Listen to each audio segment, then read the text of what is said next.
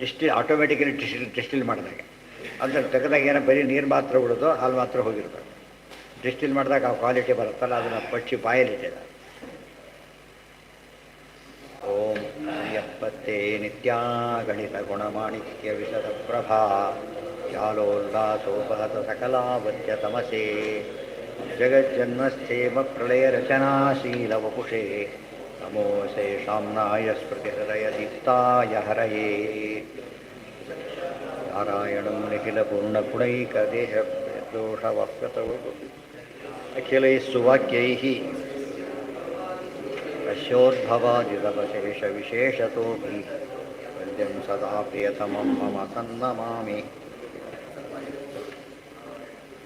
ಓಂ ನ ಶಬ್ದಾರ್ಥೌ ಗಾಢಾ ನ ಚ ನಿಗಮಚರ್ಚಾಸು ಚತುರಾ ನ ಚ ನ್ಯಾಯೇ ಪ್ರೌಢಾ ನ ಚ ವಿದಿತವೇದ್ಯಾ ಅಪಿ ವಯಂ ಪರಂ ಶ್ರೀಮತ್ಪೂರ್ಣಪ್ರಮತಿಗುರುಕಾರುಣ್ಯಸರಣಿಂ ಪ್ರಪನ್ನಾಃ ಮಾನ್ಯಾಃ ಸ್ಮಃ ಕಿಮಪಿ ಚ ವದಂತೋಪಿ ಮಹತಾಂ. ನಾರಾಯಣಂ ನಿಖಿಲ ಪೂರ್ಣಗುಣಯೋಷಮಪ್ಯತಮಮಖಿಲೈಃ ಸುವಾಕ್ಯೈಃ ಯಶೋದ್ಭವಾದಿತಮಶೇಷವಿಶೇಷತೋಪಿ ವಂದ್ಯಂ ಸದಾ ಪ್ರಿಯತಮಂ ಮಮ ಸನ್ನಮಾಮಿ. ಓಂ ಮತಾಸೋ ಬ್ರಹ್ಮಜಿಜ್ಞಾಸಾ. ಓಂ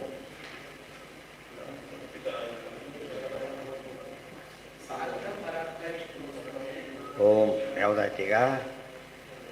ಯದೀಯ ಚರಣಾಂಭೋಜಛಾಯಾಮಾಶ್ರಿತ್ಯ ನಿರ್ವೃತಾಃ ನಂದಂತೆ ಸತತಂ ಮುಕ್ತಾಃ ಸಂಶ್ರಯೇತಂ ಶ್ರಿಯಃ ಪತಿಂ. ಈಗ ನಮಗೆ ರಾಘವೇಂದ್ರ ಸ್ತೋತ್ರ ಚೆನ್ನಾಗಿ ಅರ್ಥ ಆಗುತ್ತೆ ಓದಿದಾಗ. ರಾಘವೇಂದ್ರ ಸ್ತೋತ್ರ ಒಂದು ಪದ ಅರ್ಥ ಆಗ್ಬೇಕಾದ್ರೆ ಇಷ್ಟು ಚಿಕ್ಕ ವಾಕ್ಯ ಗೊತ್ತಿರಬೇಕು. ಏನದು?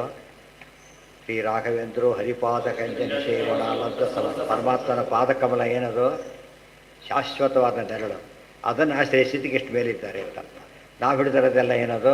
ಕುಪಿತಾಹಿ ಫಣಚ್ಛಾಯ, ಕೋಪಗೊಂಡ ಹಾವಿನ ನೆರಳು. ಅವರು ಪರಮಾತ್ಮನ ಪಾದದ ನೆರಳು. ಎಷ್ಟು ಡಿಫರೆನ್ಸ್ ಇದೆ. ಸೊ ಸಾಧನಾಧ್ಯಾಯಕ್ಕೆ ಕಾರಣ ಕೊಟ್ಟಿದ್ದು ಅದು, ಫಲಾಧ್ಯಾಯಕ್ಕಿದ್ದು. ಏನಪ್ಪ ಫಲ ಸಿಕ್ತು ಅಂದರೆ ಇದು. ಅದನ್ನು ನೆರಳು ಬಿಡಬೇಡಿ, ನೆರಳು ಚೇಂಜ್ ಮಾಡಿ ಅಂತ ಹೇಳ್ತಾರೆ. ಮೊದಲು ಬಿಸಿಲು ಸುಟ್ಬಿಡುತ್ತೆ. ಅಲ್ಲಿ ನೆರಳು ಅಂತ ಹೋದರೆ ಅಲ್ಲಿ ಉಡ್ಕೊಂಡ್ರೆ ಅದು ಕೊಲ್ಲುತ್ತೆ. ವಿಷಯಗಳ ಸುಖಗಳೆಲ್ಲ ಹಾವಿನ ನಡೆಯ ನೆರಳಿದ್ದಾಗೆ. ಆದರೆ ಹೊರ ಬಂದರೆ ತಾವು ಬಿಸಿಲು ತಾಪಾಗತ್ತೆ. ಅದು ಎಲ್ಲಿ ಕೊಡ್ಬೇಕು ನಾವೀಗ? ಹಾವಿನ ಮನೆಗಳನ್ನು ಕೊಟ್ಬಿಡ್ರೆ ಹಾವಿನ ಮಲಗಿರ್ತಾರಲ್ಲ ಅಲ್ಲಿ ಕೊಟ್ಟರೆ ಯೋಚನೆ. ಇದು ಭಾರಿ ಸ್ವಾರಸ್ಯ. ಅರ್ಥ ಆಯ್ತಾ? ಸಂಸಾರ ಹಾವು ಮೇಲೆ ಮನೆಗಳನ್ನು ಹಾವಾಡಿಗೆ ಇದ್ಬಿಟ್ರೆ ಸಮಸ್ಯೆ ಇಲ್ಲ. ಆಡ್ಸೋಳಿರ್ತಾರೆ, ಅದೇ ಇದ್ರೆ ಓಡೋಗ್ಬಿಡ್ತಾರೆ. ಹಾವು ಆಡಿಸೋದು ನೋಡ್ತಾ ಇರ್ತಾರೆ ಎಲ್ಲರೂ. ಯಾಕೆ? ಕಂಟ್ರೋಲ್ ಮಾಡೋರು ಇದ್ದಾರೆ. ಇಲ್ಲ ಅದು ಅಕಸ್ಮಾತ್ ಆ ಕಡೆ ಎಲ್ಲ ಎದ್ದು ಓಡೋಗ್ಬಿಡ್ತಾರೆ. ಹಾಗೆ ಅಲ್ಲಿವರೆಗೆ ಸಂಸಾರ ಯಾತಕ್ಕೆ ನಮಗೆ ಭಯ ಆಗೋದಿಲ್ಲ ಅಂದರೆ ದೇವರು ನಂಬಿದವರಿಗೆ ಸಂಸಾರವೆಂಬಂಥ ಭಾಗ್ಯವಿರಲಿ. ನಂಬದೇ ಇದ್ದವರಿಗೆ ಸಂಸಾರ ದಯವಿಟ್ಟು ಸಂಸಾರಕ್ಕೆ ಕಳಿಸ್ಬೇಡ ಮಾರಾಯ ಅಂತ ಹೇಳ್ತಾರಲ್ಲ. ಹಾಗೆ ಒಂದೇ ಒಂದು ಯಾಕೆ ಸ್ವಲ್ಪ ಸಡನ್ಲಿ ಚೇಂಜ್ ಆಗಿಬಿಡೋದು. ಬಸ್ಸು ಕಂಟ್ರೋಲ್ ಇದ್ದಾಗ ನಿದ್ದೆ ಮಾಡ್ತಾರೆ, ಸ್ವಲ್ಪ ಎಲ್ಲ ಎದ್ದು ಕೂತ್ಬಿಡ್ತಾರೆ, ಒದರ್ಲಕ್ಕೆ ಶುರು ಮಾಡಿಬಿಡ್ತಾರೆ. ಅದು ಕಂಟ್ರೋಲರ್ ಇದ್ದರೆ. ಅದು ದೇವ್ರ ಚಿಂತನೆ ಇದ್ದರೆ ಏನಾಗುತ್ತದು? ನಾವು ವೆಹಿಕಲ್ಲಿಗೆ ಡ್ರೈವರ್ ಇಲ್ಲದೆ ಹೋದರೆ ಕೂಡೋದು ಎಷ್ಟು ಅಪಾಯಕರನೋ, ನಮ್ಮ ದೇಹಕ್ಕೆ ಭಗವಂತ ಇದ್ದಾನೆ ಎಚ್ಚರ ಇಲ್ಲದೆ ಹೋದರೆ ಅದು ಎಂಥದ್ದಾಗತ್ತದೋ. ನಮಗೆ ಮನಸ್ಸಿನ ನೆಮ್ಮದಿನೇ ಫಸ್ಟ್ ನೆಮ್ಮದಿ ಇರೋದಿಲ್ಲ, ಅಪಾಯದ ಗೊತ್ತಾಗುತ್ತೆ. ಟೆನ್ಷನ್ ಶುರುವಾಗುತ್ತೆ. ಆಕ್ಸಿಡೆಂಟ್ ಆಗಿಲ್ಲ, ಆಗಲೇ ಟೆನ್ಷನ್ ಶುರುವಾಗ್ಬಿಟ್ಟಿದೆ. ಆಗಲೇ ನಮ್ಮ ಟೆನ್ಷನ್ ಯಾತಕ್ಕಿದೆ ಅಂದರೆ ದೇವ್ರು ಬಿಟ್ಟು ಸಂಸಾರ ನೋಡ್ತಿರೋದ್ರಿಂದ ನಮಗಿದಾಗಿದೆ. ಗೊತ್ತಾಯ್ತಾ? ದೇವರು ಸಮೇತ ನೋಡಿದರೆ ನಮಗೇನು ಅನಿಸೋದೇ ಇಲ್ಲ. ಬಸ್ ಡ್ರೈವರ್ ಇದ್ದಾನೆ ಬರ್ತಾ ಕೈ ನಿಂತ್ಕೊಂಡು ಅಡ್ಡ ನಿಂತ್ಕೊಂಡು ಜೋರಾಗಿ ಅವ್ನು ನೋಡ್ತಾ ನಿಲ್ಲಿಸ್ತಾರೆ. ಬರೀ ಬಸ್ ಎಲ್ಲ ಓಡೋಗ್ಬಿಡ್ತಾರೆ. ಅದು ಯಾವ ಕಡೆ ಬರುತ್ತೆ ಗೊತ್ತಿಲ್ಲ. ಅಲ್ಲಿರೋರೆಲ್ಲ ಡಿಸ್ಟರ್ಬ್ ಆಗೋಗ್ಬಿಡುತ್ತೆ. ಆ ಓಡೋರಲ್ಲೇ ಬಿಡ್ತಾರೆ ಕೆಲವರೆಲ್ಲ. ಯಾಕೆ ಹೇಳಿಲ್ಲ? ಡ್ರೈವರ್ ಇದ್ದಾನೆ ಇಲ್ಲ ಅನ್ನೋದಕ್ಕೆ ಎಷ್ಟು it makes lot of difference. ದೇವರನ್ನು ತಿಳಿದು ಬದುಕೋದಕ್ಕೂ ತಿಳಿದೇ ಬದುಕೋಕ್ಕೂ ವ್ಯತ್ಯಾಸ ಇದೆ. ಅದಕ್ಕೆ ರಾಯರು ಯಾಕೆ ಆಗಿದ್ದಾರೆ? ಹರಿಪಾದ ಕಂಜ ನಿಷೇವಣಾಲ್ ಲಬ್ಧ ಸಮಸ್ತ ಸಂಪತ್ತು. ಅದರಿಂದ ನೋಡಿ, ಹಾವಿನ ಅಡಿಯಲ್ಲಿ ಇರೋದು ಒಂದೇ, ಕೊಲ್ಲೋ ಶಕ್ತಿ ಒಂದೇ ಅದಕ್ಕೆ ಇರೋದು. ಅದಕ್ಕಾಗಲ್ಲ, ಎಲ್ಲ ಉಳಿಸೋ ಶಕ್ತಿ ಅದಕ್ಕಿದೆ. ಯಾಕೆ? ದೇವರು ಗುಣಪೂರ್ಣನಾದ್ದರಿಂದ ಸಮಸ್ತ ಸಂಪತ್ತು. ಪುರುಷಾರ್ಥ ಅತಃಶಬ್ದಾದಿತಿ ಬಾದರಾಯಣ. ಆ ಸೂತ್ರ ಬ್ರಹ್ಮಸೂತ್ರ ಸರಿಯಾಗಿ ಓದಿಬಿಟ್ರೆ ಎಲ್ಲ ಯಾವುದೇ ಗ್ರಂಥ ಓದಿ ನೀವು, ಅದು ಬ್ರಹ್ಮಸೂತ್ರ ಕನೆಕ್ಟ್ ಆಗಲೇಬೇಕು, ಅದು ಭಾಷ್ಯ ಆಗಲೇಬೇಕು. ಭಾಷ್ಯ ಗೊತ್ತಿದ್ದರೆ ಅಪ್ಲೈ ಮಾಡೋಕ್ಕೆ ಬರೋದಿಲ್ಲ. ಇಷ್ಟಾಯಿತು. ಇಷ್ಟಾದ ಮೇಲೆ ಹೇಳ್ತಾರೆ, ಹಿಂದೆ ಎಷ್ಟು ಕಷ್ಟಪಟ್ಟಿದ್ದಾರೆ ಗೊತ್ತಾ? ಲಿಂಗಾಚ್ಯ ಭಾಳ ಸುಲಭ ಅಂತ ಹೇಳ್ಕೊಳಕ್ಕೆ ಹೋಗಬೇಡಿ. ಅಸಕೃತ ಉಪದೇಶ ಇದನ್ನು ಭಾಷ್ಯದಲ್ಲಿ ಬರೋದಿಲ್ಲ, ಇಲ್ಲಿ ಬರೀತಾ ಇದ್ದಾರೆ. ಲಿಂಗ ಯುಕ್ತಿ ಇದೆ. ಲಾತವ್ಯತಃ ಪೂರ್ವಂ ರಾತವ್ಯ ಮರುಜುವಿನಿಂದ ಈ ಉಗ್ರಪದ ಅಂತಕ್ಕಂಥ ವೃತ್ತಪದ ಯೋಗ್ಯ ಜೀವಗಳು ಏನು ಮಾಡಿದ್ದಾರೆ? ಸಾರ್ಧಂ ಪರಾರ್ಥಂ ವಿಷ್ಣೋಸ್ತು ಗುಣಾನ್ ಭಕ್ತ್ಯಾ ಸದೋದ್ಯತಃ ತತ್ರಿಭಾಗಾಮುಪಾಸಾಂಚ ಚಕ್ರೆ ಸಂಭೃತ ಮಾನಸ. ಅದು ಕೇಳಿದ್ರು 1/3 ಕೇಳೋದು ಅನುಸಂಧಾನ, ಅದು ಕೇಳಿದ್ರು 1/3 ಅನುಸಂಧಾನ ಮಾಡಿದ್ದ. ಅದಕ್ಕೆ ಆ ಪದವಿ ಬರಲು ಸಾಧ್ಯವಾಯಿತು ಅವರಿಗೆ. ಇಲ್ಲ ಪದವಿ ಬರೋಕ್ಕೆ ಆಗ್ತಿರಲಿಲ್ಲ. ಕೆಲವು ಕೋರ್ಸ್ ಮಾಡ್ತಾರಲ್ಲ, ಪ್ರಮೋಷನ್ ಸಿಗುತ್ತೆ. ಆ ಕೋರ್ಸ್ ಮಾಡದೇ ಪ್ರಮೋಷನ್ ಸಿಗೋದಿಲ್ಲ, ಹಾಗೆ ಉಳ್ಕೊಂಡ್ಬಿಡ್ತಾರೆ ಸರ್ವಿಸ್ನಲ್ಲಿ. ರುದ್ರದೇವರು ಹಾಗೆ ಮಾಡಿ ಏನಾದರೂ ಅವರು ಈ ಪದವಿ ಬಂತು. ಲಾತವ್ಯ ಆದಾತವ್ಯ ಶಿಷ್ಯೈರುಪಾಸಿತವ್ಯ ತಸ್ಮಾತ್. ಲಾತವ್ಯ ಅಂದರೆ ಏನು ಅಂತೇಳಿ ಅವರು ಲಾತವ್ಯರು ಇವರಿದ್ದಾರೆ ತೊಗೊಂಡು ನಾವೇನು ಮಾಡೋಣ ಅಂದರೆ, ಲಾತವ್ಯರು ಅಂದರೆ ಆದಾತವ್ಯ, ಯಾರಿಂದ ನಾವು ತೊಗೊಳ್ಬೇಕೋ ಅವರ ಹತ್ರ ಹೋಗಬೇಕು ಅಂತ. ವಿಜ್ಞಾನಾರ್ಥಂ ಗುರುಮೇ ವಾಭಿಗಚ್ಚೆ. ಬ್ರಹ್ಮತ್ವತಃ ಇತಿ ಷಷ್ಠಿ ಬಹುವಚನಾಂತಾತ್ ತಸಿ ಬ್ರಹ್ಮತ್ವಾನಾಂ ಶತಾತ್ ಪೂರ್ವಮಿತಿ ರುಜೋರ್ ವಿಶೇಷಣಂ. ಬ್ರಹ್ಮತ್ವ ಬರೋದಕ್ಕಿಂತ ಮುಂಚೆ 100 ಒಂದು ಆ್ಯಕ್ಚುಲಿ ಹೇಳಿರೋ ಪ್ರಕಾರ ಆ ಕಡೆಯಿಂದ ಬರಬೇಕು, ಅಲ್ಲಿ ಬಂದು ಈ ಕಡೆ 100 ಆಗಬೇಕು. ಇವ್ರು ಮಾಡಿ ಜನ ಸಾಮಾನ್ಯವಾಗಿ ಅದನ್ನ ಅರ್ಥದ್ದು ಮಾಡೋದಿದೆ. ಈಗಿರೋದವರು ಬ್ರಹ್ಮದೇವರು, ವಾಯುದೇವರು, ಲಾತವ್ಯರು. ಅದು ಈ ಪ್ರಕಾರ ಅಲ್ಲಿಂದ ಬರಬೇಕು ಆಚಾರ್ಯರ ಪ್ರಕಾರ. ಹೌದು, ಪೂರ್ತಿ ರಿವರ್ಸ್ ಆಗುತ್ತೆ. ಆ ವ್ಯಾಖ್ಯಾನ ಎಲ್ಲ ವ್ಯಾಖ್ಯಾನಗಳಿದೆ. ಬಟ್ ಟೀಕಾರ ನೇರ ಹೊಂದೋದು ಯಾವ ವ್ಯಾಖ್ಯಾನ? ಈ ವ್ಯಾಖ್ಯಾನ. ಏನು ಮಾಡಿದ್ದಾರೆ ಹೇಳ್ಬೇಕಾದ್ರೆ ಅವ್ರು ಏನು ಮಾಡಿದ್ದಾರೆ ಗೊತ್ತಾ? Reverse order. ಅದು ಹೇಳಿದ್ದಾರೆ ಹೇಳಬೇಕಾದ್ರೆ ಅವ್ರು ಯಾವ ಅಭಿಪ್ರಾಯ ಹೇಳ್ತಾರೆ ಬಂದರೆ ವಾಮನ ಪುರಾಣ ಅವ್ರೇನು ಹಾಗೆ ಬರಲಿಲ್ಲ. ವಾಮನ ಪುರಾಣ ಶ್ಲೋಕ ಆಧರಿಸ್ಬಿಟ್ಟಿದ್ದಾರೆ. ಸೊ ಜಗನ್ನಾಥರು ತಾವ್ರಿಗೂ ರೆಸ್ಪಾನ್ಸಿಬಲ್ ಅಲ್ಲ. ಪುರಾಣದ ಉದ್ದೇಶ ಏನು? ವೇದವ್ಯಾಸರು ಮಾತು ಅಂದ ತಕ್ಷಣ ಏನಾಯ್ತದೆ ಈಗ? ಅದನ್ನು ಓದೋ ರೀತಿ ಬೇರೆ ಮಾಡ್ಕೊಬಿಡ್ರು, ಅದನ್ನು ಪ್ರಶ್ನೆ ಮಾಡೋಂಗಿಲ್ಲ. ತಸ್ಮಾತ್ ಬ್ರಹ್ಮತ್ವತ ಇತಿ ಷಷ್ಠಿ ಬಹುವಚನ ಅಂತ ತಸಿ ಬ್ರಹ್ಮತ್ವಾನಾಂ ಶತಾತ್ ಪೂರ್ವಂ ಇತಿ ರುಜೋರ್ವಿಶೇಷಣಂ. ತಸ್ಯ ಏತಸ್ಮಾತ್ ಬ್ರಹ್ಮಕಲ್ಪಾದಾರಭ್ಯ ಬ್ರಹ್ಮಕಲ್ಪಾನಾಂ ಶತೆ ಗತೆ ಬ್ರಹ್ಮತ್ವಂ ಭವಿಷ್ಯತಿ ತಸ್ಮಾದಿತಿ ಅವ. ಯಶ್ಚ ಏತಸ್ಮಾತ್ ಬ್ರಹ್ಮಕಲ್ಪಾದಾರಭ್ಯ ಎಷ್ಟು ಕ್ಲಿಯರ್ ಬರೀತಾರೆ ಅಂದರೆ, ಇವತ್ತು ಶುರು ಮಾಡಿದರೆ ಲಾತವ್ಯರು, ಇವತ್ತು ಶುರು ಮಾಡಿದ್ರೆ ಏನಾಗುತ್ತೆ? 100ನೇ ಇದ್ದು ಬ್ರಹ್ಮದೇವರು ಪದವಿ ಬರ್ತಾರೆ. ಇನ್ನೂ ಕ್ಲಿಯರ್ ಮಾಡಿದರು. ಆ ಕಡೆಯಿಂದ ಫಸ್ಟ್ ಅವರು, ಇವ್ರು ಈ ಕಡೆಯಿಂದ ಥರ್ಡ್ ಮಾಡಿದ್ದಾರೆ, ಆ ಕಡೆಯಿಂದ ಫಸ್ಟ್. ಹಾಂ, ನಾವು ಮಾಡೋಂಗಿಲ್ಲ, ಇವ್ರು ಮಾಡಿರೋ ಅರ್ಥ ಮುಖ್ಯ. ಇವ್ರು ಮಾಡಿ ನಾವು ಏನು ಬೇಕಾದ್ರೂ ಮಾಡ್ಕೊ. ಇಲ್ಲಿರೋದು ಏನು ಮಾಡಿದ್ದಾರೆ ಅವರು? ಇವತ್ತು ಇನ್ನೂ ಏನು ಅಷ್ಟು ಹೇಳಿದ್ರೆ ಅರ್ಥ ಆಗ್ತಿತ್ತು. ಅವತ್ತು ಶುರು ಮಾಡಿ ಇನ್ನು 100 ಬ್ರಹ್ಮ ಪದವಿ ಬರುತ್ತೆ ಅಂತ ಹೇಳಿದಾಗ ಏನಾಯ್ತು? ಆ ಕಡೆಯಿಂದ ಒಂದು ಅಂತ ಯಾವತ್ತು ಸಾರ್ಧ ಅಲ್ಲಿ ಪಾಹಿ ಕಲಿಗೆ ಸುತೇಜ ದಾಸನೆ ಹಾಗೆ ತಗೊಂಡಿದ್ದಾರೆ. ಸಾರ್ಧಂ ಪರಾರ್ಧಂ ಇತಿ ಅತ್ಯಂತ ಸಂಯೋಗೆ ದ್ವಿತೀಯ. ಇಲ್ಲಿ ಸ್ವಾರಸ್ಯ ಸಾರ್ಧಂ ಪರಾರ್ಧಂ ಅಂದರು. ಒಂದು ದಿವಸ ಅಂತೀವಿ, ಒಂದು ದಿವಸ ಹೋಗ್ತಿದ್ದೇನೆ ಆಫೀಸಿಗೆ, ಕೆಲಸ ಆಗಲ್ಲ ಅಂತ ಹೇಳ್ತಾರೆ. ದಿವಸ ಒಂದು ಸರ್ತಿ ಹೋಗೋದಾಗಲಿಲ್ಲ, ಕೆಲವು ಹಾಗಲ್ಲ, ಇಡೀ ದಿವಸ ಹೋದರೂ ಆಗಲಿಲ್ಲ. ಅದಕ್ಕೇನಂತಾರೆ? ಅದಕ್ಕೆ ಅದು ಪದ ಹೇಳಬೇಕಾದ್ರೆ ಇಲ್ಲಿ ಬೆಳೆದಾರೆ ನೋಡಿ. ಅದು ಆ ಪದ ಹೇಳಬೇಕಾದ್ರೆ ಆ ಒಂದು ನಿಯಮ ಇದೆ. ಏನು ನಿಯಮ? ಅದು ಗ್ರಾಮಂ ಗಚ್ಚಿ ದೃಷ್ಟಾಂತ ಕೊಡ್ತಾರೆ. ಅತ್ಯಂತ ಸಂಯೋಗ, ಅತ್ಯಂತ ಹೋಲ್ ಡೇ. ಉಸಿರಾಟ ಮಾಡ್ತೀವಿ ಏನೀಗ? ಒಂದು ದಿವಸ ಉಸಿರಾಟ ಆದರೆ ಇಡೀ ಪೂರ್ತಿ ಮಾಡ್ತೇವೆ, ಊಟ ಇಡೀ ದಿವಸ ಮಾಡೋದಿಲ್ಲ. ಇದು ನಿರಂತರ ನಾನ್ ಸ್ಟಾಪ್ ಮಾಡೋದಕ್ಕೆ ಅತ್ಯಂತ ಸಂಯೋಗ ಆ ಪದ ಉಪಯೋಗಿಸ್ತಾರೆ. ತತ್ರಿಭಾಗಂ ತಸ್ಯ ಶ್ರವಣಕಾಲಸ್ಯ ತೃತೀಯ ಭಾಗಂ ಕಾಲಂ ಉಪಾಸಾಂ ಮನನ ನಿಧಿಧ್ಯಾಸನ ರೂಪಾಂ ಸಂಭೃತ ಮಾನಸ ಇತಿ ಉಪಾಸಿತವ್ಯ ಇತಿ ಏವಾರ್ಥೆ ಸೂತ್ರ. ಸಂಭೃತ ಮಾನಸ ಅಂದರೆ ಏನು? ಸುಮ್ಮನೆ ಅಲ್ಲ, ಉಪಾಸನೆ ಪರ್ಫೆಕ್ಟಾಗಿ ಮಾಡಿದ್ದಾರೆ, ಅದರ ಫಲ ಸಿಕ್ತು. ಇದೆಲ್ಲ ಓದಿದಾಗ ಆಮ್ರವಾಸ ಮೇಲೆ ಬರುತ್ತೆ. ಈಗ ರುದ್ರಪದಿ ಹೋಗ್ಬೇಕಾದ್ರೆ ಎಷ್ಟು ಕಷ್ಟಪಡೋದಾದರೆ ಎಷ್ಟು ಜನ ಕಷ್ಟಪಡ್ತಾರೆ? ಎಷ್ಟು ಜನಕ್ಕೆ ಸಾಧ್ಯ? ಅದು ಮುಕ್ತಿ ವಿಷಯ ತಿಳ್ಕೊಬೇಕು. ಬ್ರಹ್ಮತ್ವ ಅಂದರೆ ಮುಕ್ತಿ ಪ್ರಾಪ್ತಿನೇ ಹೊರತು ಬ್ರಹ್ಮ ಐಕ್ಯ ಪ್ರಾಪ್ತಿ ಅಲ್ಲ. ದಶಮನ್ವಂತರಂ ಶಕ್ರಪದ ಯೋಗ್ಯೋಗರೋತ್ಮತಃ. ಈಗ ಇನ್ನು ನೆಕ್ಸ್ಟ್ ಹೇಳ್ತಾರೆ, ದಶಮನ್ವಂತರಂ ಶಕ್ರಪದ ಯೋಗ್ಯ. ಶಕ್ರಪದ ಅಂದ್ರೇನು? ಇಂದ್ರಪದಿ ಬರತಕ್ಕಂಥವರು. ದಶಮನ್ವಂತರಂ 10 ಮನ್ವಂತರ ಕಾಲ. ಒಂದು ಮನ್ವಂತರ ಅಂತೆಷ್ಟು? 1000 ಮಹಾಯುಗ. 1000 ಮಹಾಯುಗ ಎಷ್ಟಾಯ್ತರಿಗೆ? ಅಷ್ಟು ದಿವಸ ಏನು ಮಾಡಬೇಕು ಅವರು? ಇಂದ್ರಪದಿ ಬರಲಿಕ್ಕೆ. ಅದು ನಾವು ಹೊರಗಿಂದ ಕೇಳಿರೋದೇನು? ನಾವೀಗ 100 ಅಶ್ವಮೇಧ ಹೇಗೆ ಮಾಡಬೇಕು ಅಂತೇಳಿ. ಒಳಗಿಂದ ಇದು ಇಷ್ಟು ಕಷ್ಟಪಡಬೇಕು ಅವರು. ಅದು ಯಾರು ಗುರುಗಳವರಿಗೆ? ಗರುಡದೇವರು, ಅವ್ರ ಶಿಷ್ಯರು ಇವರು. ಗರುಡಶ್ರೇಷ್ಠ ರುದ್ರ ಶ್ರೇಷ್ಠರೇ ಇಂದ್ರದೇವರು. ಪದಯೋಗ್ಯಾತ್ ಅವ್ರ ಹೆಸರು ಸುಮನಸ ಸುನಂದೋ ನಾಮ ಚಾಶ್ರಣೋ. ಅವ್ರ ಹೆಸರು ಸುನಂದ ಅಂತ ಅವ್ರ ಹೆಸರು. ಅವರಿಂದ ಇವರು ಇಂದ್ರದೇವರು ಕೇಳಿ ಆ ಪದವಿ ಬಂದಿದ್ದಾರೆ. ಉಪಾಸಾಂಚಕ್ರ ಉದ್ಯುಕ್ತೋ ಮನ್ವಂತರ ಚತುಷ್ಟಯಂ. 10 ಮನ್ವಂತರ ಕೇಳಿದರು, 4 ಮನ್ವಂತರ ಪ್ರಾಕ್ಟೀಸ್ ಮಾಡಿದರು. 4 ಮನ್ವಂತರ, ಅಲ್ಲಿಗೆ ಆ ಪದವಿ ಸಿಕ್ತು ಅವರಿಗೆ. ಅದೇ ರೀತಿ ಸೂರ್ಯ ಚಂದ್ರ ಭಸೌಶ್ಚೈವ ಪದಯೋಗ್ಯೌ ಸುತೇಜಸೌ, ಸೂರ್ಯ ಪದವಿ ಚಂದ್ರ ಪದವಿ ಬರ್ತಕ್ಕಂಥವರು ಸುತೇಜಸೌ ಸ್ವರೂಪ, ಒಬ್ಬರ ಹೆಸರು ಭಾರಿ ತೇಜಸ್ವಿಗಳವರು. ಸ್ವರೂಪ ಅಂತ ಒಬ್ಬರ ಹೆಸರು, ಶಾಂತ ರೂಪ ಅಂತ ಒಬ್ಬರ ಹೆಸರು. ಇಂದ್ರ ಪದವಿ ಸೂರ್ಯ ಪದವಿ ಬರೋರು ಸ್ವರೂಪರು, ಇವು ಚಂದ್ರ ಪದವಿ ಶಾಂತ ರೂಪರು. ಅತಿ ಶಾಂತ ಉಪರು ನಿಶಾಕರ, ಎಲ್ಲಿರೋದು ಅತಿ ಶಾಂತ ಉಪರು ನಿಶಾಕರ, ಶಾಂತ ಆಗಿಬಿಟ್ಟು ಎಲ್ಲಿರೋದು ಮಧ್ವ ವಿಜಯ ಆಚಾರ್ಯ ಬರ್ತಿದ್ದಾರೆ. ಶಾಂತ ಯೋಗ್ಯರಿಗೆಲ್ಲ ಹೇಗೆ ಕಾಣ್ತಿದ್ದಾರೆ, ಶಾಂತ. ಕುರುರಿಗಳ ಭಯಂಕರ ಕಾಣ್ತಿದ್ದಾರೆ ನಿಶಾಕರ. ಆಮೇಲೆ ಅತಿ ಶಾಂತ ಉಪರು ನಿಶಾಕರ. ಆಮೇಲೆ ಇದಾಗಿದ್ದಾರೆ ಉಗ್ರ ರೂಪರು, ಹಿಂಸ ಪ್ರಾಣಿಗಳೆಲ್ಲ ಭಯಾನಕರ ಕಾಣ್ತಾ ಇದೆ. ಇದು ಅರ್ಥ ಮಾಡಿ ಬರೀ ಅವ್ರು 2 ರೂಪ ಅಲ್ಲ ಕಾಣದೆ ಹಾಕ. ಪೊಲೀಸು ಪ್ರೊಟೆಕ್ಷನ್ ಬೇಕಾದವರಿಗೆ ಹಬ್ಬ ಸದ್ಯ ಅವರು ಕಳ್ಳ ಬಂದರೆ ಅಯ್ಯೋ ಬಂದಪ್ಪ ಅಂತ ಹೊಡ್ತಾರೆ. ಒಬ್ಬನೇ ಪೊಲೀಸು, ಇಬ್ಬರಿಗೆ ಕೇಳೋ ರೀತಿ ಬೇರೆ ಆಗುತ್ತೆ. ಪೊಲೀಸ್ ಚೇಂಜ್ ಆಗಲಿಲ್ಲ, ಇವ್ರ ಮೆಂಟ್ಯಾಲಿಟಿ ಮೇಲೆ ಚೇಂಜ್ ಆಗುತ್ತೆ. ಆದ್ದರಿಂದ ಆಚಾರ ಹಾಗೆ ಬಂದರು.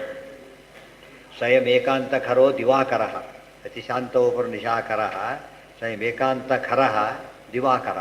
ನಿಶಾಕರ ತಂಪು, ದಿವಾಕರ ಉಗ್ರ. ಖರ ಅಂದರೆ ತೀಕ್ಷ್ಣ, ತೀಕ್ಷ್ಣ ಕಿರಣ ಅಂತ ಇದೆ. ತೀಕ್ಷ್ಣ ರೀತಿ ತೀಕ್ಷ್ಣ ಕಿರಣ ಅಂತ ಆತಗೆ. ಇವರಿಗೆ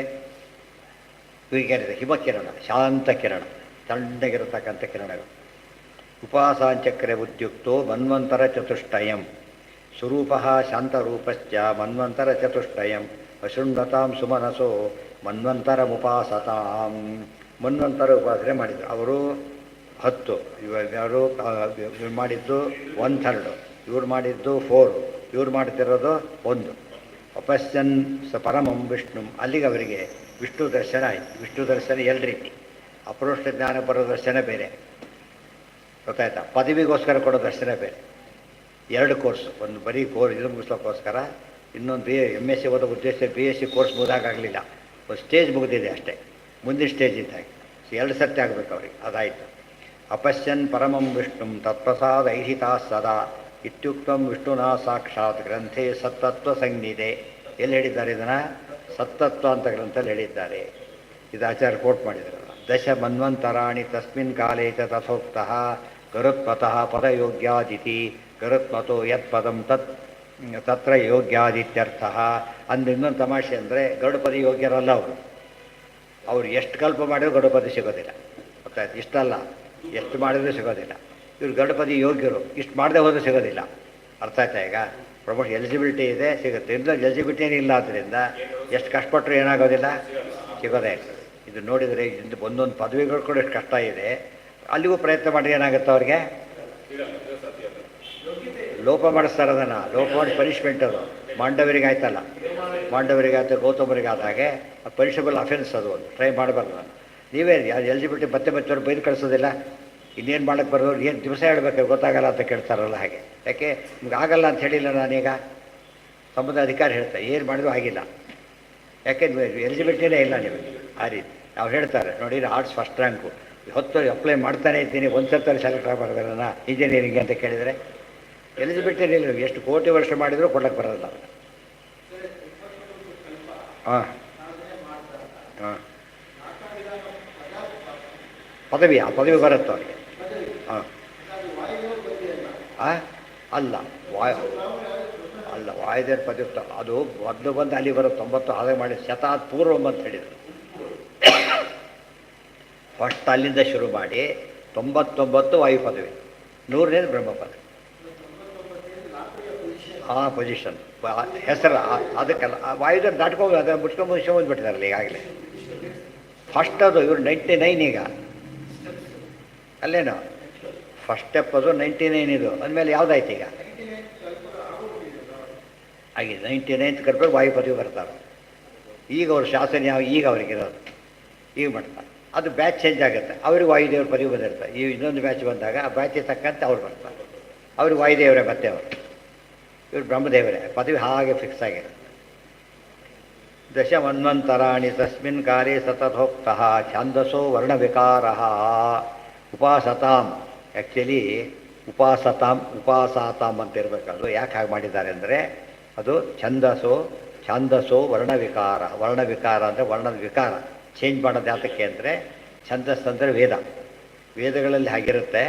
ವೇದ ಸಮಾನವಾದ ಗ್ರಂಥಗಳಲ್ಲೂ ಹಾಗಿರಬಹುದು. ಆಚಾರ್ಯ ತಮ್ಮ ಗ್ರಂಥ ಆ ರೀತಿ ಅಂತ ಹೇಳೋದಕ್ಕೋಸ್ಕರ ಮಧ್ಯೆ ಮಧ್ಯೆ ಏನು ಮಾಡ್ತಾರೆ, ಇಂಥ ಪ್ರಯೋಗ ಬೇಕಾಷ್ಟು ಸತ್ತು ಮಾಡ್ತಾರೆ. ಒಂದು ಸರ್ತಿ ಎರಡು ಸರ್ತಿ ಅಲ್ಲ, ಬೇಕಾಷ್ಟು ಸತ್ತು ಮಾಡ್ತಾರೆ. ನನ್ವತ್ರ ಶ್ರವಣಾದಿ ಕಾಲ ಬಾಹುಲ್ಯಮೇವ ಪ್ರತೀಯತೆನ ಪುನರಾವೃತ್ತಿ ಶ್ರುತಶೈವ ವಾಕ್ಯಸ್ಯ ಪುನಃ ಶ್ರವಣಮಿತ್ಯಾದಿ ರೂಪಾ ಹಿ ಸಾ ಇತಿ ಮೈವಂ ಏಕೇನ ವಾಕ್ಯೇನ ಅವಗತಸ್ಯ ತತ್ವಸ್ಯ ಪುನಃ ಪುನಸ್ತೇನ ಅನ್ಯೇನ ವಾಗತಿ ಶ್ರವಣಾವೃತ್ತಿ ಏವಂ ಏಕಯಾ ಯುಕ್ತ್ಯಾ ಅನುಸಂಹಿತಸ್ಯ ಭೂಯೋ ಭೂಯಃ ತಯಾ ಅನ್ಯಯಾ ವಾ ಅನುಸಂಧಾನಂ ಮನರಾವೃತ್ತಿ ರೀತಿ ಅಭಿಪ್ರೇತತ್ವಾ. ಒಂದು ಪ್ರಶ್ನೆ ಕೇಳ್ತಾರೆ, ಅಲ್ಲ ನೀವೇನು ಹೇಳಿದ್ದೊಂದು ಆಗಿದ್ದೇ ಒಂದು, ಅವರು ಅಷ್ಟು ದಿವಸ ಮಾಡಿದರು ಅಂತ ಹೇಳಿದರು, ರಿಪೀಟ್ ಮಾಡಿದರು ಅಂತ ಅರ್ಥ ಅಲ್ಲ. 10 ವರ್ಷದ ಕೋರ್ಸು ಅಂದರೆ 10 ವರ್ಷದ ಒಂದೇ ಕೋರ್ಸ್ ರಿಪೀಟ್ ಮಾಡಿಲ್ಲ. ಅವರು ಏನು ಮಾಡ್ತಿದ್ದಾರೆ, ಮುಂದಕ್ಕೆ ಹೋಗ್ತಿದ್ದಾರೆ. ನೀವು ಹೇಳಿದ್ದೇನು ಆವೃತ್ತಿ ಮಾಡ್ತಾರೆ ಅಂತೇಳಿ, ಹ್ಯಾಕೆ ಕೊಡುತ್ತೆ ಅಂತ ಪ್ರಶ್ನೆ ಮಾಡ್ತಾರೆ. ಅದಕ್ಕೆ ಹೇಳ್ತಾರೆ ಹಾಗಲ್ಲ. ಉದಾಹರಣೆಗೆ 3 ವರ್ಷದ ಕೋರ್ಸು 9 ವರ್ಷ ತೊಗೊಂಡವನು, ಒಂದೊಂದರಲ್ಲೂ 3 ವರ್ಷ ಮಾಡ್ದ. ಏನಾಯ್ತದು, ಆವೃತ್ತಿ. ಅದು ರಿಪೀಟರ್ ಅಂತ. ರಿಪೀಟರ್ ಸೆಕೆಂಡ್ ಇಯರಿಗೆ ಹೋದ್ರೆ ರಿಪೀಟರ್ ಅಂತ ಕರೆಯೋದಿಲ್ಲ. ರಿಪೀಟರ್ ಅಂತ ಹೆಸರು ಯಾವಾಗ ಬರುತ್ತೆ, ಫೇಲಾಗಿ ಸೇಮ್ ಕೋರ್ಸಿಗೆ ಬಂದರೆ. ಮತ್ತು ಸೆಪ್ಟೆಂಬರ್ ಬರೋ ರಿಪೀಟರ್ಸು ಸೆಪ್ಟೆಂಬರಿಗೆ ಬಂದರೆ ಆ ರೀತಿ. ಇದು ಹೇಗಾಗುತ್ತೆ ಅಂತ ಕೇಳಿ ಹೇಳ್ತಾರೆ, ಹೌದು ಏಕೇನ ವಾಕ್ಯೇನ ಇದು ಪುನರಾವೃತ್ತಿ ಶ್ರುತಶೈವ ವಾಕ್ಯಸ್ಯ ಪುನಃಶ್ರವಣಮಿತ್ಯಾದಿ ರೂಪಾಯಿ ಸಾಹಿತಿ ಮೈವು.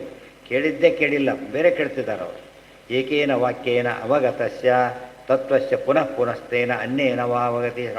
ಹಾಗಲ್ಲ, ಅರ್ಥ ಅಲ್ಲ, ಹಾಗರ್ಥ ಅಲ್ಲ. ಇದಕ್ಕೆ ಒಂದೇ ಕೋರ್ಸನ್ನು ಮತ್ತೆ ಓದ್ತಾರೆ ಅಂತ ಅರ್ಥ ಅಲ್ಲ. ಇದು ಒಂದೇ ವಿಷಯನ ಮತ್ತೆ ಓದ್ತಾರೆ ಅಂತ ಅರ್ಥ. ಅರ್ಥ ಆಯ್ತಾ? ಡಿಫ್ರೆನ್ಸ್ ಗೊತ್ತಾಯ್ತಾ? ವರ್ಡಿಂಗ್ ಸೇಮ್ ಆದರೆ ಶ್ರವಣಾವೃತ್ತಿ ಗೊತ್ತಾಯ್ತಾ, ವಿಷಯ ಸೇಮ್ ಆದರೆ ತತ್ವಾವೃತ್ತಿ. ತತ್ವಾವೃತ್ತಿ ಮಾಡೋಕ್ಕೆ ಹೇಳ್ತಾರೆ ಹೊರತು ಯಾವುದಲ್ಲ. ಅಂದರೆ ವಿಷಯ ತತ್ವನೇ, ಅದು ಬದಲಾಗಲಿಲ್ಲ.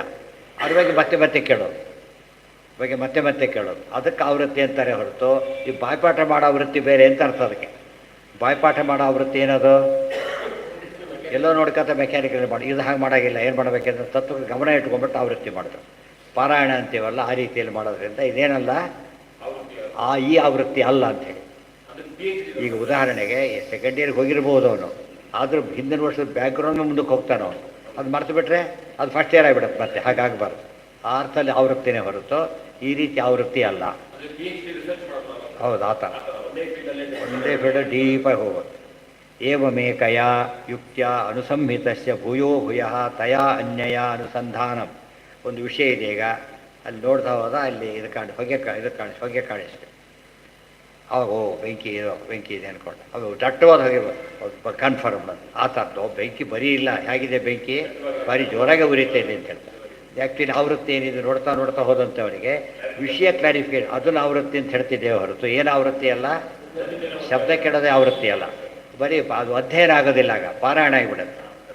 ಪಾರಾಯಣ ಅಂದರೆ ಓದ್ಕೋತ ಹೋಗೋದು ಅಷ್ಟೇ. ಅಧ್ಯಯನ ಅಂದ್ರೇನು, ಉದಾಹರಣೆ ಇದನ್ನೇ ಪಾರಾಯಣ ಮಾಡಿಕೊಟ್ಟು ಮುಂದಕ್ಕೆ ಹೋಗಿಬಿಡ್ತದೆ. ಹಾಗೇನೆ ಹೋಗಿ ಬಂದು 4 ದಿವಸ ಒಂದು ಗ್ರಂಥ ಮುಗಿದೋಗ್ಬಿಡ್ತಾರೆ ಅವರಿಗೆ. ಆ ರೀತಿ ಮಾಡೋ ಹಾಗಿಲ್ಲ.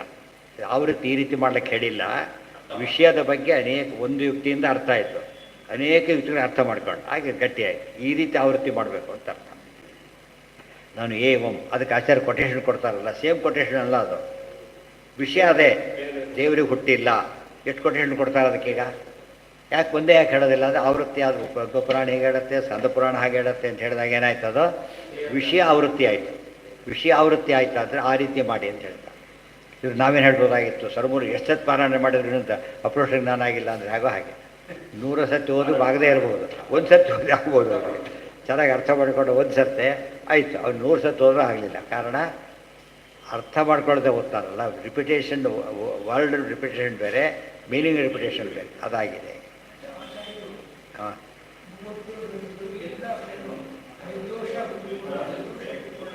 ಅದಕ್ಕೆ ಏನದು ವಿಷಯಾವೃತ್ತಿ ಮಾಡೋಕ್ಕೆ ಹೇಳಿದ್ದಾರೆ ಅಷ್ಟೇ ಹೊರತು 4 ಗ್ರಂಥ ಬರೆದ್ರು. ಅದೇ ಬರೆದುಬಿಟ್ರೆ ಏನಾಗ್ತಿತ್ತು, ಮತ್ತೆ 4 ಕಾಪಿ ಆಗ್ತಿತ್ತು ಅಷ್ಟೇ. 4 ಕಾಪಿ ಅಲ್ಲ, 4 ವಿವರಣೆಗಳು. ಆ ರೀತಿಗೆ ಅದು ವಿಷಯಾವೃತ್ತಿ. ಭಾಳ ಚೆನ್ನಾಗಿ ತಿಳ್ಕೊಂಡಿರ್ಬೇಕು ಅರ್ಥನ. ಅಲ್ಲಿಗೆ ನಾಳೆ ದಿವಸ ಮುಂದಿನ ಭಾಗ ಅದಕ್ಕೆ ಮುಗಿದಿದೆ. ಆವೃತ್ತಿ ಅಧಿಕರಣ ಮುಗಿದೋಯ್ತು ಅಲ್ಲಿಗೆ. ಈ ಮುಂಚೆವಾಗೋದು ಆತ್ಮೋಪಗಾಧಿಕರಣ. ಆತ್ಮೇಚಿತು ಉಪಗಚ್ಚಂತಿ ಗ್ರಾಹಯಂತಿ ಚ, ಅದು ನಾಳೆ. ಓಂ